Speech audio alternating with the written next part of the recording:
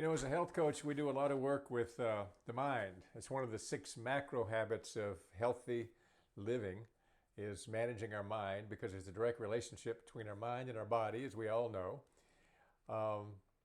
And you know, one of the things that we see happening in our world today is there's another epidemic, and not the COVID-19. There's an epidemic of what we might call emotional mismanagement. We see a lot of people allowing their emotions just to run rampant. We see it in the streets, we see it on the news.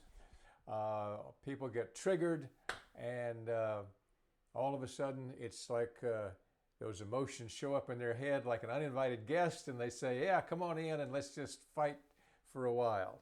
It's unfortunate, and the fact is, and I don't want to sound like a doomsday person, but it's going to get worse. Because, and this is no political statement, in November, around the first or second week of November, about half of the people in this country are going to be really, really unhappy.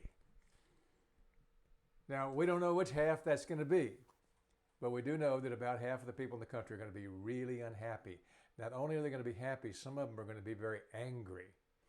And some of them are going to resort to violence. There's already predictions of violence erupting in our streets even more than it is now. So here's the question that I want to ask you as you look ahead to the middle of November and the first part of 2021, where there's a good chance that you might be living in a world that you didn't ask for, a world that might be totally different than the world you want to live in. How do you want to be in that world? Now, you notice I didn't ask you, what do you want to do? How do you want to be in that world? Because we all want to be happy. Do you want to be a person who continues to fight for your cause in a civilized, dignified, intelligent way? Or are you going to be someone who lets their emotions run rampant and gets on social media and insults people and spews out epithets and hate messages to anybody who disagrees with you? Because when it comes down to it, we all have to take responsibility for our own happiness, and the world is never, never the way we want it. Totally.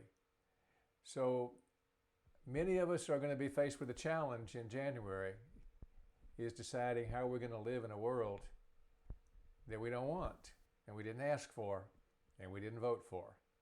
So I'd love to hear your comments below, because frankly, I'm trying to figure that question out myself.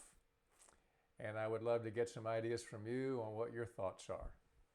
So thanks for watching. This is Pat Whitty with Chapter 4 Coaching. See you tomorrow.